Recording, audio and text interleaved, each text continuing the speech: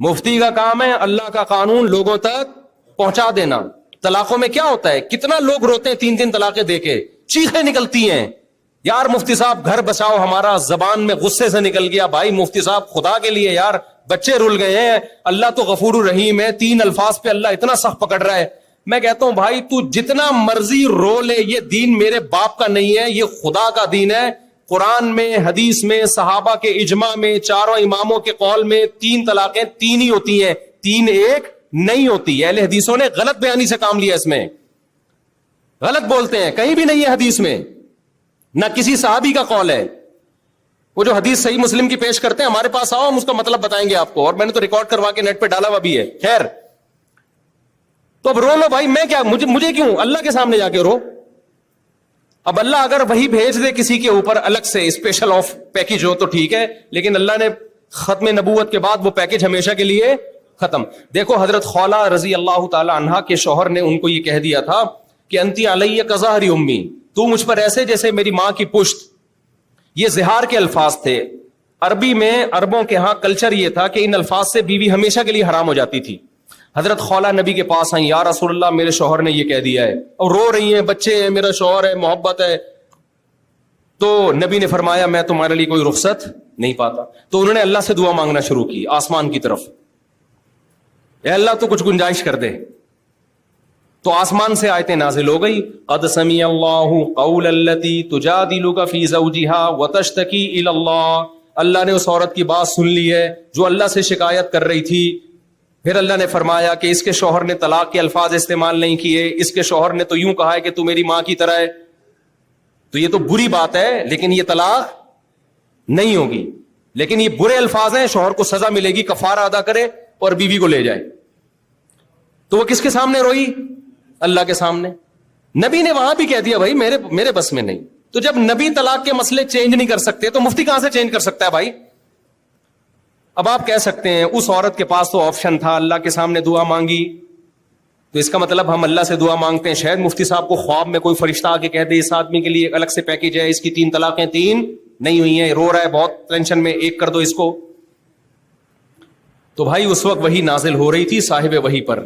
ہم صاحب وحی بولو نہیں. اگر میں صاحب وحی ہوتا تو سب سے پہلے ایک آیت نازل کرواتا, تمہارے لیے 2 2 3 3 4 4 8 8 بھی جائز ہیں, لیکن میرے بس میں بھائی کیا ہے اللہ میاں نے بول دے 4 4, تو بس اب وہی نازل نہیں ہو سکتا.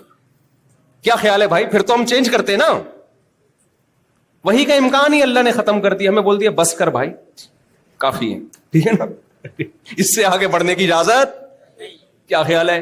نہیں ہے. پھر خواتین پر وہی نازل ہوتی کہ مرد کے لیے دوسری جائز ہی نہیں ہے, ہر ایک پر اخپل طریقے سے وہی نازل ہو رہی ہوتی. کسی کو خواب میں فرشتہ آ کے کہہ رہا ہوتا تمہارے شوہر کے لیے دوسری حرام ہے, کسی کو فرشتہ خوابوں میں آ کے کہہ رہا ہوتا تو 8 بھی کر سکتا ہے. تو اللہ میاں نے ختم نبوت کی برکت سے یہ سلسلہ ہی اور یہ ٹینشن ہی ہمیشہ کے لیے ختم, کہ جو وہی نازل ہونی تھی بھائی ہو گئی ہے, بس اس میں چینجنگ نہیں ہو سکتی. تو قرآن میں اللہ نے کہہ دیا تیسری طلاق کے بعد رجوع نہیں ہو سکتا. خدا کی قسم لا الہ الا اللہ, قرآن نے کوئی فرق نہیں بیان کیا کہ فوراً طلاق دی جائے یا بعد میں طلاق دی جائے.